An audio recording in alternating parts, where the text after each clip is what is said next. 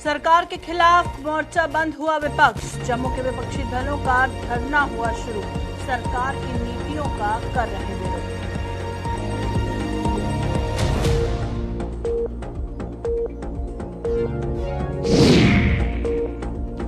विपक्ष के धरने पर भाजपा ने किया पलटवार। धरने प्रदर्शन को विपक्ष का ड्रामा दिया करार।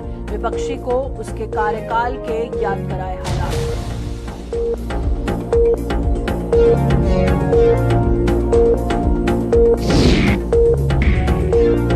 किसानों की मेहनत पर कुदरत ने फेरा पानी। आंधी तूफान व बारिश से बासमती की फसल तबाह। किसानों ने सरकार से फिर लगाई मुआवजे की आस।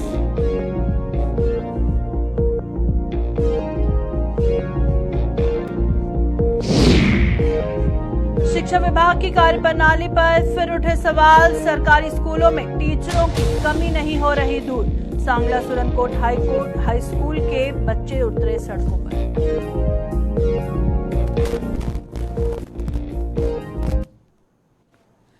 नमस्कार, जम्मू कश्मीर का ये बुलेटिन देख रहे हैं आप और मैं हूं प्रियंका गुप्ता आपके साथ। शुरुआत करते हैं खबरों की और सबसे पहले बात करेंगे जम्मू कश्मीर में विपक्ष के सियासी दलों का सरकार के खिलाफ धरना प्रदर्शन शुरू हो गया है। जम्मू के महाराजा हरि सिंह पार्क में कई विपक्षी दलों के नेता पहुंच चुके हैं और कुछ पहुंचना शुरू हो गए हैं।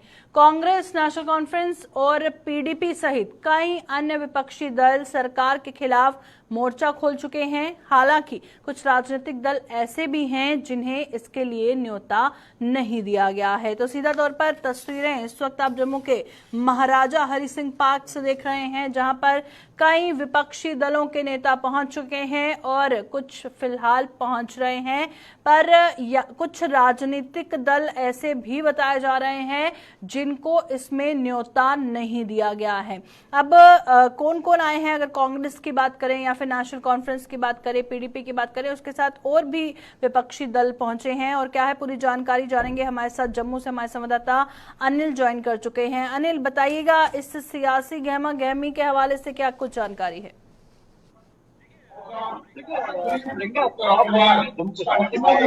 हिस्टोरिक धरना, जिसे हम सिंबॉलिक धरना हम कह सकते हैं, वो आज यहाँ पर आयोजन रखा गया है और इंतजार लगातार सुबह से यही किया जा रहा है कि महबूबा मुफ्ती और डॉक्टर फारूक अब्दुल्ला इसको पूरी तरह से लीड करेंगे। हालांकि अभी तक डॉक्टर फारूक अब्दुल्ला और महबूबा मुफ्ती जो है वो पहुंची नहीं है, मगर इस बीच धरना जो है वो सिटिक और सिंबॉलिक तमाम दीगर जमातों के जो दीगर हैं वो यहाँ पर मौजूद हैं और इंतजार की जो घड़ियां है वो काफी लंबी होती हुई नजर आ रही हैं और ना ही यहाँ पर डॉक्टर फारूक अब्दुल्ला मौजूद नजर आ रहे हैं और ना ही महबूबा मुफ्ती अभी तक यहाँ पर नजर आई हैं। मगर यहाँ से एक इंडियन एयरलाइंस का एक यही संदेश दिया जा रहा है कि अब आने वाले समय में हर 5 राज्यों में चुनावों का ऐलान कर दिया गया है और वहां से पूरी तरह से भाजपा का जो है वो सफाया करना है। मगर उसी बीच जम्मू कश्मीर की बात करें तो जम्मू कश्मीर में ऐसा कुछ भी ऐलान नहीं हुआ है, मगर उस बीच इंतजार और घड़ियां लगातार यहाँ पर इंतजार किया जा रहा है कि जम्मू कश्मीर में जो है जो डेमोक्रेसी की यहाँ जो हत्या की जा रही है और यहाँ संविधान बचाओ की रैली जो यहाँ पर जो एक सिंबॉलिक प्रोटेस्ट है के रूप में है और ये एक तमाम मुद्दे जो है और आज जनता के जो मुद्दे हैं उनको रखकर जो है ये आज एक सिंबॉलिक प्रोटेस्ट किया जा रहा है। मगर अब ये देखना है कि जिसमें मुख्य तौर पर जो इस प्रोटेस्ट को लीड करने वाले थे वो यहाँ पर पहुंचे नहीं है। सबसे बड़ा सवाल यहाँ पर घूमता हुआ यही नजर आ रहा है कि डॉक्टर फारूक अब्दुल्ला यहाँ पर पहुंच नहीं पाए हैं अभी तक। मगर यहाँ से एक ही संदेश दिया जा रहा है कि भाजपा के खिलाफ कड़ी नीति अपनाई जाएगी और एक करारा जवाब दिया जाएगा। आपने देखा कि लद्दाख हिल काउंसिल की बात करते हैं, करगिल हिल काउंसिल की बात करते हैं, जहां पर चुनावों की नतीजे आए और उन नतीजों से जो है एक बड़ी उम्मीद जगी है और उस उम्मीद से आपने देखा कि लगातार महबूबा मुफ्ती हो, उमर अब्दुल्ला हो, डॉक्टर फारूक अब्दुल्ला हो या फिर अन्य दीगर जमातों की बात करते हैं तो उनकी तरफ से तीखे हमले किए गए। मगर अब ये देखना है कि इस बीच इन तमाम बातों से और यहाँ से एक जो संदेश दिया जा रहा है कि संविधान बचाओ।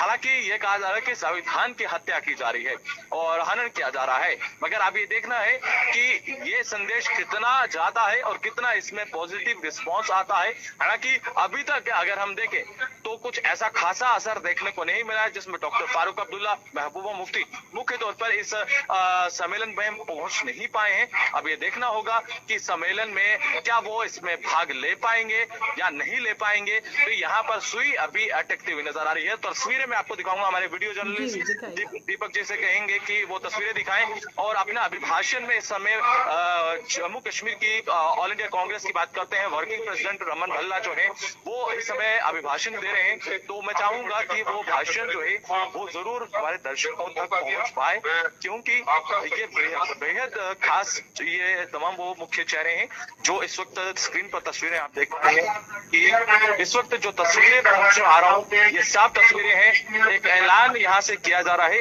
क्या ये ऐलान पॉजिटिव रहने वाला है या नहीं रहने वाला है, ये कुछ ही देर में साफ होता हुआ नजर आएगा। चलिए बहुत बहुत शुक्रिया अनिल, ग्राउंड से ये लाइव तस्वीरें हमारे दर्शकों तक पहुंचाने के लिए। तो सियासत गहमी जो चल रही है जम्मू में फिलहाल, उसकी तस्वीरें आप अपनी स्क्रीन पर देख रहे हैं, जहां पर महाराजा हरि सिंह में कई विपक्षी दलों के नेता पहुंच चुके हैं और साथ ही ये जो तमाम विपक्ष के सियासी दल हैं सरकार के खिलाफ जो है धरना प्रदर्शन कर रहे हैं। विपक्ष के राजनीतिक दलों के धरने प्रदर्शन पर भाजपा की प्रतिक्रिया सामने आई है और पूर्व डिप्टी सीएम और भाजपा के वरिष्ठ नेता कविंदर गुप्ता ने इस धरने को विपक्ष का ड्रामा करार दिया।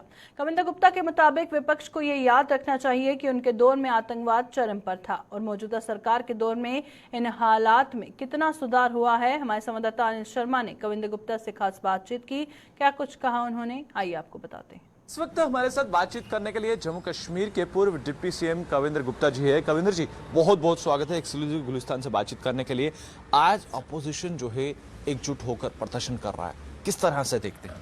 देखिए, लोकतंत्र में अधिकार है उनको प्रदर्शन करने का, लेकिन जिन विषयों को लेकर के वो प्रदर्शन कर रहे हैं तो उनको समझना चाहिए जम्मू कश्मीर की जो आज परिस्थिति है वो कैसे सुधरी, इसके लिए कितने प्रयत्न किए गए। आपकी सरकारों में तो यहाँ आतंकवाद का एक दौर था, कैलेंडर जारी होते थे, कोई बाहर नहीं निकल पाता था, रोज़मर्रा के बंद रहते थे।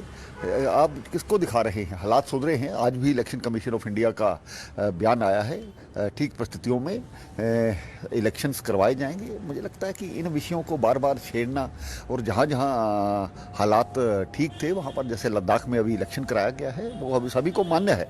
इन सभी विषयों को लेकर के वो आ रहे हैं, लेकिन अपनी सरकारों को याद करें। आज तो परिस्थितियाँ बहुत बेहतर हुई हैं जम्मू कश्मीर की, हर व्यक्ति को अधिकार मिला है। अगर हम देखें, पहाड़ी, वाल्मीकि समाज, गोरखा समाज और गुज्जर समाज, जिनको इन्होंने आज तक कभी पूछा नहीं था, उन विषयों को लेकर के आज डेवलपमेंट का एक नया दौर चल रहा है। तो जम्मू कश्मीर आगे बढ़ रहा है, लेकिन शायद इनको रास नहीं आता, इसी कारण से ये इस प्रकार की बातें करते हैं। आप किस तरह से देखते हैं? विपक्ष लगातार तीखे हमले कर रहा, वो कह रहा है करगिल के अंदर तो भाजपा का सिर्फ आंकड़ा 2 पर ही रुक गया और ये कह रहा है कि दूसरा मुकम्मल जो आज संविधान बचाओ प्रदर्शन करने जा रहे हैं, क्या हम माने कि जम्मू कश्मीर में संविधान जो है वो ख़त्म हो चुका है और इलेक्शंस यहाँ पर नहीं करवाए जा रहे हैं और ये कहा जा रहा है कि करगिल के अंदर तो भाजपा अपना आंकड़ा बढ़ा ही नहीं सका? देखिए, 2013 में मात्र 613 वोट पर हम थे। आज भारतीय जनता पार्टी ने 2018 की अपेक्षा 4 गुना वोट लिए हैं और अब 1 सीट से हम 2 सीट पर आए हैं। हमें ये सारी जो परिस्थिति है स्वीकार है। इनको ये भी याद होना चाहिए, भारत में कभी 1984 में हमारी 2 सीटें हुआ करती थी। हम पूरे आज भारतवर्ष में राज कर रहे हैं। ये स्थितियां बदलती हैं और बदलेंगी।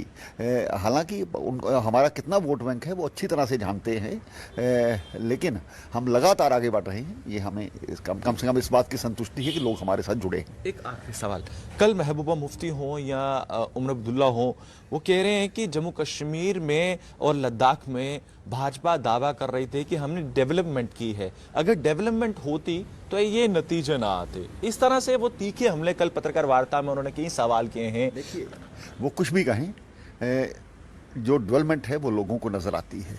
स्थानीय लोगों ने अगर हिल काउंसिल की डिमांड की थी, वो भारतीय जनता पार्टी ने उनकी डिमांड पूरी की, उनको समझना चाहिए। आज भी लद्दाख के साथ सबसे बड़ा जो काम है, मैं छोटे छोटे कामों को नहीं गिनाऊंगा, आपके राज में तो वहाँ पर कोई कॉलेज भी नहीं खुला था, लोग पढ़ने के लिए जम्मू आते थे, आज भी आ रहे हैं, लेकिन आज वहाँ पर यूनिवर्सिटी और दूसरी चीज़ों का निर्माण हुआ है। 5800 करोड़ की, जो लोग 6 महीने देश से कटे रहते थे, उनके लिए वहाँ पर टनल बनाई जा रही है, और मैं प्रधानमंत्री जी के साथ स्वयं उस टनल का उद्घाटन किया था। तो खुली आंखों से देखो तो शायद उनको डेवलपमेंट भी नज़र आएगी। इसका वोट बैंक के साथ ताल्लुक नहीं है। मैं पहले भी कह चुका हूं कि हमारा वोट बैंक बड़ा है, लेकिन हर व्यक्ति को सुविधा देना ये हमारा काम है और हम दे रहे हैं। एक आखिरी सवाल, कश्मीर में जो संजय शर्मा जी की किलिंग हुई थी, आज उस आतंकी को सुरक्षा बलों ने ढेर किया है, कितनी बड़ी सफलता आप देखते हैं? देखिए, 2 शोपियां में जो आज 2 आतंकियों को मारा गया है, जो संजय की हत्या में इन्वॉल्व थे, आज उस परिवार को तो न्याय मिला है, लेकिन हमारे सुरक्षा बल जिस प्रकार से जान पर खेल कर भी काम कर रहे हैं, इन लोगों ने उनकी कभी प्रेज नहीं की है। तो मुझे लगता है कि ये मिलिटेंट्स के पीछे खड़े होते हैं या दूसरी चीज़ों के पीछे खड़े होते हैं, आज इस चीज़ का भी सेलिब्रेट करना चाहिए। चलिए, बहुत बहुत शुक्रिया बातचीत करने के लिए। तो आपने देखा कि जम्मू कश्मीर के पूर्व डिप्टी सीएम जो थे, हमारे से एक्सक्लूसिव बातचीत कर रहे थे वीडियो जर्नलिस्ट दीपक जी के साथ, गुलिस्तान न्यूज से।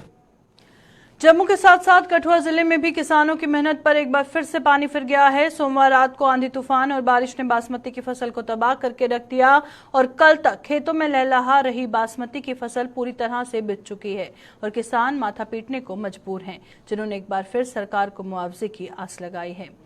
तो तस्वीरें इस वक्त आप स्क्रीन पर देख रहे हैं, जहां पर जम्मू में काफी नुकसान देखने को मिला है, वहीं कठुआ जिलों में भी किसानों की मायूसी साफ तौर पर दिख रही है। एक बार फिर किसानों की मेहनत पर पानी फिर चुका है और आप सभी जानते हैं, सोमवार रात जिस तरह से आंधी तूफान आया, बारिश हुई, उसके चलते बासमती की जो फसल है वो तबाह हो गई। अब ये जो कल तक खेतों में लहलहा रही थी बासमती, पूरी तरह से जो बिक चुकी थी, अब पूरी तरह से तबाह हो चुकी है और किसान जो हैं काफ़ी मायूस हैं, जिसको लेकर सरकार से एक बार फिर मुआवजे की आस लगाए बैठे हैं। अब उनको उम्मीद है कि सरकार उनकी मदद करेगी, ज़रूर करेगी, क्योंकि जो भारी तबाही हुई है, साफ तौर पर जाहिर है कि कितना ज़्यादा नुकसान जो है वो किसानों को इस हवाले से झेलना पड़ा है। तो वहीं पर तस्वीरें आप देख रहे हैं कि बासमती की फसल जो लगाई हुई थी पूरी तरह से बिछी हुई थी और जिसका फ़ायदा किसानों को होना था, वो फ़ायदा नुकसान में तब्दील हो गया है, जो सोमवार रात बारिश और तूफान देखने को मिला है। और आप साफ तौर पर देख सकते हैं, कठुआ में जो लोग हैं, जो किसान हैं, वो नारेबाजी कर रहे हैं और गुहार लगा रहे हैं सरकार से कि उनकी जो मदद है वो की जाए। और फिलहाल जिस तरह से ये तस्वीरें आप देख रहे हैं, बासमती की फसल जो पूरी तरह से तैयार थी अब तबाह हो चुकी है। बहुत जल्द इसका जो फ़ायदा मिलना था, अब जो है नुकसान में तब्दील हो चुका है।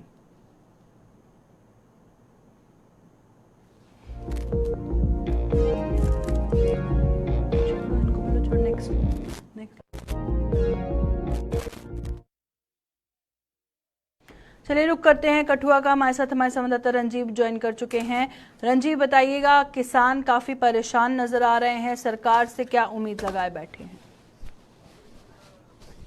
प्रियंका, मैं बताऊं कि जो बीती रात को जो यहाँ पे आंधी और तूफान जो यहाँ पे चला और बारिश आई, जिसके कारण ये इलाके कठुआ जिले का जितना भी तराई का इलाका है, जितना भी जहाँ पे धान की फसल जो है वो बम्पर रूप में होती है, खासकर बासमती की बात करूं, जो बासमती की फसल होती है उस इलाके में काफी सारा नुकसान हो गया। इस तूफान की वजह से सारी जो खड़ी फसल थी वो बिल्कुल ढहकर जमीन पर गिर पड़ी है, जिसके कारण किसानों का कहना है कि उनका काफी नुकसान हो गया है, जिसको लेकर किसानों ने प्रदर्शन भी किया और सरकार से मांग की कि इसका जल्द से जल्द आंकलन किया जाए और उनके मुआवजे की राशि को देने का प्रबंध भी किया जाए। अभी मैं बात करूं तो यहाँ पे राष्ट्रीय किसान संगठन की तरफ से एक बड़ा प्रदर्शन भी किया गया, जिसको लेकर लोगों का कहना है कि जो किसान लोग हैं उनका कहना है कि केसीसी कार्ड जो उनके बने हैं किसान क्रेडिट कार्ड, उसमें से हर साल इंश्योरेंस कंपनी की तरफ से बैंक जो है वो किस्तें काटते हैं, लेकिन जब भी उनकी फसल खराब होती है उनको उनको मुआवजा की राशि नहीं प्रदान की जाती। अभी उनका कहना है कि अगर इस बार भी ऐसा हुआ तो वह लोग सड़कों पर उतरेंगे, और उन्होंने जो कृषि विभाग के अधिकारी हैं उनसे भी गुहार लगाई कि जल्द से जल्द उनके खेतों में पहुंचे, उनके कर्मचारी और आंकलन किया जाए कि कितना नुकसान हुआ है। मैं बताऊं कि पूरा इलाका ही जो है वो इस रात की बारिश और तूफान से त्रस्त हो चुका है। खासकर सबसे ज्यादा जो नुकसान हुआ है वो हीरानगर और मड़ीन तहसील की बात करूं तो इस इलाके के बासमती की फसल का हुआ है। जो लोगों ने कहा है कि उनकी साल भर की कमाई का साधन यही बासमती की फसल होती थी। अब जो मौसम की मार ने उस पर पानी फेर दिया है, इसको लेकर सरकार से गुहार लगा रहे हैं कि मुआवजा उनको दिया जाए। चलिए, बहुत बहुत शुक्रिया रंजीव हमारे साथ ज्वाइन करने के लिए। कठुआ से हमारे संवाददाता रंजीव जानकारी दे रहे थे कि किसान बेहद परेशान है। अब उनको एक ही उम्मीद है कि जो सरकार है वो उनकी मदद जल्द से जल्द करेगी। शिक्षा विभाग की कार्यप्रणाली पर लगातार सवाल उठ रहे हैं। दूरदराज के इलाकों में स्थित सरकारी स्कूलों में टीचरों की कमी के मामले लगातार सामने आ रहे हैं और यही वजह है कि देश का भविष्य कहे जाने वाले इन सरकारी स्कूलों में पढ़ने वाले बच्चे सड़कों पर उतरकर शिक्षा विभाग को आईना दिखा रहे हैं। ऐसा ही एक मामला सुरनकोट के सांगला इलाके में स्थित गवर्नमेंट हाई स्कूल में देखने को मिला है, जहां पर पर्याप्त मात्रा में स्टाफ न होने से गुस्साए बच्चे और उनके अभिभावक सड़कों पर उतर आए हैं। और तस्वीरें इस वक्त स्क्रीन पर आप साफ तौर पर देख सकते हैं, बच्चे किस तरह से प्रदर्शन कर रहे हैं, नारेबाजी कर रहे हैं और जाहिर तौर पर जो इनका भविष्य है उसके साथ कैसे खिलवाड़ हो रहा है, इन्हीं की जुबानी आपको सुनाएंगे। फिलहाल सुरनकोट से ये तस्वीरें आप स्क्रीन पर देख रहे हैं, जहां पर शिक्षा विभाग की कार्यप्रणाली पर लगातार सवाल उठाया जा रहा है।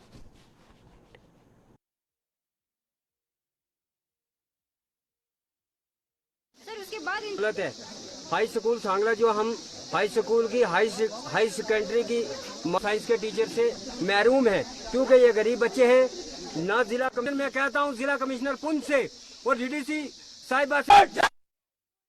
तो चलिए, हमारे साथ सुरनकोट से हमारे संवाददाता आकाश मलिक ज्वाइन कर चुके हैं। आकाश, बताइएगा, सरकारी स्कूलों में टीचरों की कमी है, उसके बाद भी जो एजुकेशन डिपार्टमेंट है इस पर कुछ नहीं कर रहा है, जो कि बच्चों के भविष्य के साथ सरासर खिलवाड़ है। जी प्रियंका, मैं आपको बताता चलूं, ये दूर दराज इलाका सुरनकोट का सांगला का स्कूल है, सांगला हाई स्कूल। इसके बच्चे इस वक्त जेरे एहतजाज पर है, रोड पे, और कुछ लोगों से भी, हमारे सिविल लोगों से बात की है। उनका ये कहना है कि बच्चों का मुस्तकबिल जो अभी भी खतरे में, क्योंकि बच्चों को जो है इस वक्त इसी यूनिफॉर्म की देर में यूनिफॉर्म पहन के बच्चे इस वक्त सड़क पे हैं और एहतजाज कर रहे हैं। और इसकी बड़ी वजह यह है कि इस स्कूल में दरा सांगला का हाई स्कूल है, इसमें जो है ये हाई स्कूल सांगला है, जो है इसमें जो है टीचर्स की कमी की वजह से जो है बच्चों का एहतजाज हुआ। और बच्चों से भी बात हुई, उनका कहना है कि अगर 1 या 2 दिन के अंदर हमारे स्कूल में टीचर्स नहीं भेजे गए तो हम आने वाले वक्त में नेशनल हाईवे भी ब्लॉक कर सकते हैं। जी चलिए, बहुत बहुत शुक्रिया आकाश ज्वाइन करने के लिए। तो जिस तरह से आकाश मलिक बता रहे थे कि अगर कुछ नहीं किया गया, टीचरों की कमी को पूरा नहीं किया गया, अब जाहिर तौर पर उनकी पढ़ाई सफर हो रही है। अब उनका कहना है कि अगर इस पर एक्शन नहीं लिया गया तो जल्द वो नेशनल हाईवे भी ब्लॉक कर देंगे। जम्मू के जीएमसी अस्पताल परिसर को संक्रमण मुक्त व साफ सुथरा रखने के लिए बड़े स्तर पर मुहिम चलाई जा रही है और इस मुहिम के नतीजे अब दिखने लगे हैं और यहां आने वाले मरीजों व उनके तीमानदारों को भी अस्पताल का ये नया स्वरूप बेहद भा रहा है। जीएमसी के सुपरिटेंडेंट डॉक्टर नरेंद्र सिंह की देखरेख में सफाई कर्मी व अन्य संबंधित स्टाफ अपनी जिम्मेदारी निभाने में जुटा हुआ है।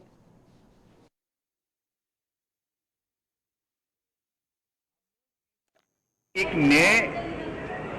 नया रंग देने की कोशिश इसलिए कर रहे हैं क्योंकि ये अस्पताल पे पेशेंट का बहुत उम्मीद है। हर डिस्ट्रिक्ट में यहाँ भी कोई दिक्कत होती है, कोई पेशेंट सीरियस होता है तो उसको और कोई जगह नहीं है। अभी आने वाले दिनों में शायद एम्स बन जाएगा या कोई और प्राइवेट हॉस्पिटल बन जाएंगे, पर आज की डेट में एक ही उम्मीद है, वो है जीएमसी। तो जीएमसी में हम दिन रात 24/7 ये मेहनत कर रहे हैं कि इसका एक माहौल अच्छा हो, इसके अंदर साफ सफाई का इंतजाम अच्छा हो, इसकी बाथरूम्स की कंडीशंस बेटर हो, इसमें जो कोई आए उसको किसी से पूछने के बिना ही पता लग जाए कि मैंने कहाँ जाना है और मुझे क्या काम है। इसके अलावा जो हमारे स्टाफ हैं, बिसाइड्स मैं क्लियर करना चाहता हूँ कि जब तक ह्यूमन रिसोर्स एक्टिवेटेड नहीं होगी तब तक हमारा जो काम है वो पूरा नहीं होगा। हमारे स्टाफ में भी नई ऊर्जा आई है, उनके डीपीसी हो रहे हैं, उनकी तरक्कियाँ हो रही हैं, उनकी बात सुनी जा रही है और उनको उससे हम मोटिवेट लेवल बढ़ा के पेशेंट केयर में उनसे हम मदद मांग रहे हैं। इमरजेंसी हो, आईपीडी हो, ओपीडी हो, हर जगह पे आपको दिखेगा कि हमारा जो स्टाफ है एक कदम आगे होकर पेशेंट केयर की हेल्प करने की कोशिश कर रहा है।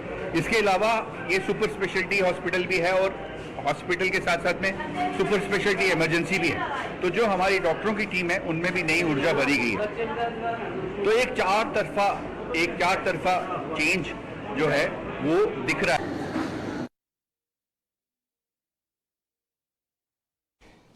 तो चलिए बढ़ते हैं आगे और इस वक्त सांबा से एक अहम खबर से आपको रूबरू करवाएंगे। आपको बता दें कि बॉर्डर टूरिज्म को बढ़ावा देने की जो कोशिशें हैं वो लगातार तेज हो रही हैं और आपको बता दें केंद्रीय राज्य मंत्री मीनाक्षी लेखी सांबा जिले के दौरे पर आई हैं। तस्वीरें इस वक्त आप अपनी स्क्रीन पर देख रहे हैं और परियोजनाओं का जिस तरह से केंद्रीय राज्य मंत्री मीनाक्षी लेखी निरीक्षण कर रही है और फिलहाल अपडेट सामने आ रहा है कि केंद्रीय राज्य मंत्री Meenakshi Lekhi self help group से भी मुलाकात कर रही है। तस्वीरें भी आपको साथ साथ दिखा रहे हैं। बॉर्डर टूरिज्म को बढ़ावा देने की कोशिशें भी तेज हो रही हैं। किस तरह से तेज हो रही हैं बॉर्डर टूरिज्म में जो टूरिस्ट डेस्टिनेशंस हैं, किस किस को जो है प्रमोट करने की, डेवलप करने की कोशिशें की जा रही है, जानेंगे। फटाफट से रुक करेंगे। सांबा से हमारे संवाददाता ऋषि खजूरिया हमारे साथ ज्वाइन कर चुके हैं। ऋषि, बताइएगा क्या है अपडेट, क्योंकि केंद्रीय राज्य मंत्री मीनाक्षी लेखी आज सांबा जिले के दौरे पे है। इस दौरे पर क्या कुछ खास रहेगा, किस तरह की उम्मीदें लगाई गई हैं?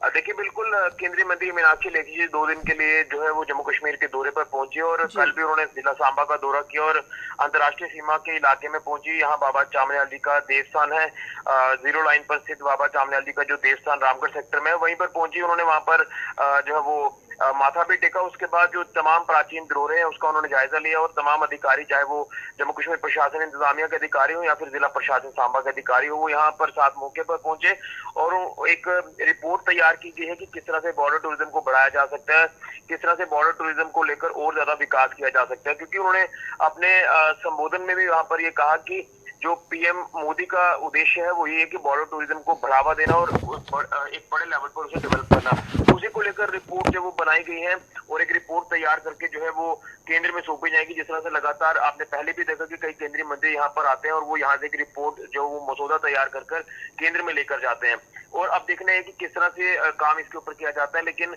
पीएम मोदी का तमाम अपने मंत्रियों को ये एक आह्वान है कि आप जम्मू कश्मीर के दौरे पर जाएं, अलग अलग विकास कार्यों का जायजा लें और बॉर्डर टूरिज्म को भी ध्यान में रखें। उसी को लेकर मीनाक्षी लेखी, जिनके पास ये डिपार्टमेंट है जिसमें टूरिज्म कल्चर को लेकर बात करें, तो उन्होंने यहाँ अपने दौरे के दौरान पहले दिन यहाँ पर दौरा किया और आज जो है वो फिलहाल घगवाल क्षेत्र में जो नरसिंह धाम है, एक ऐतिहासिक मंदिर है, वहां पर जो एक नक्षत्र गार्डन बन रहा है उसका उन्होंने जायजा लिया। सेल्फ हेल्प ग्रुप की जो महिलाएं हैं उनके साथ उन्होंने रूबरू की है और यहाँ पर भी उनको जो है वो मोटिवेट उनकी तरफ से किया गया है काम को लेकर और यहाँ पर भी टूरिज्म पॉइंट ऑफ व्यू से बात की गई है किस तरह से यहाँ पर जो है वो इकोनॉमिकली जो वो काम करने की जरूरत है ताकि यहाँ रोजगार के साधन मुहैया हो पाए।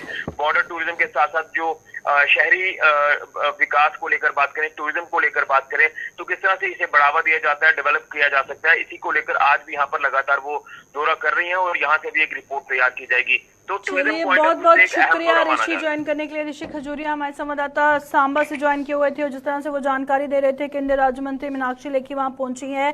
अब उम्मीद है कि कई जो टूरिस्ट डेस्टिनेशंस वहां पर है जहां पर पोटेंशियल है या बॉर्डर टूरिज्म है उसको बढ़ावा दिया जाएगा। एक रिपोर्ट को सबमिट किया गया है कि कौन कौन सी टूरिस्ट डेस्टिनेशंस हैं जिसे डेवलप किया जाएगा, प्रमोट किया जाएगा, ज्यादा से ज्यादा टूरिस्ट वहां पे आएगा, वहां के लोगों को रोजगार मिलेगा, वहां के जो लोकल्स हैं उनको फायदा मिलेगा। तो खासा उम्मीदें जो हैं केंद्रीय राज्य मंत्री के दौरे से फिलहाल बंधी हुई हैं।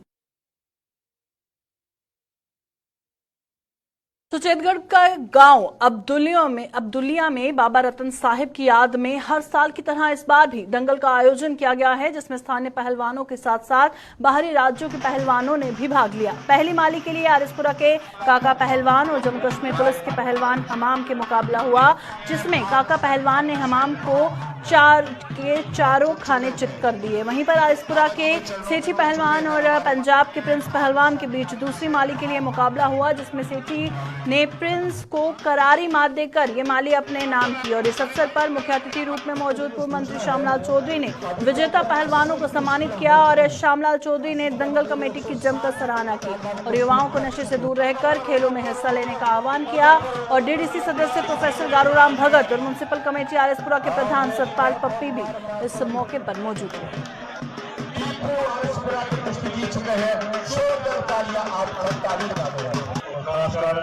रतन साहब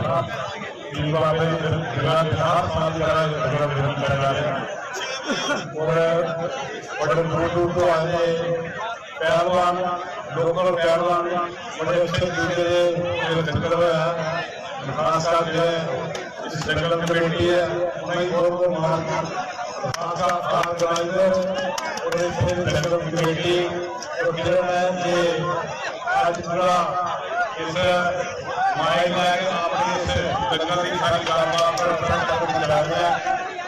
बड़ा अच्छा हर साल पूरे आदमी निकले अच्छा लग रहा है। इन्हें बहुत राजकारण के नौजवान बच्चे हैं उन्होंने शिक्षा लेनी चाहिए कि आजकल बच्चे जो गुरुओं से अपने आप की सेहत बनाना और अपना योग करते करना पहलवानी करनी ये सराहनीय है। पहलवानी करने की अपनी सेहत बनाने और अपने बनवाने के आगे दूसरे अपना अखाड़े की कुश्ती करते हैं। अभी के बुलेटिन में फिलहाल इतना ही, दीजिए इजाजत, नमस्कार।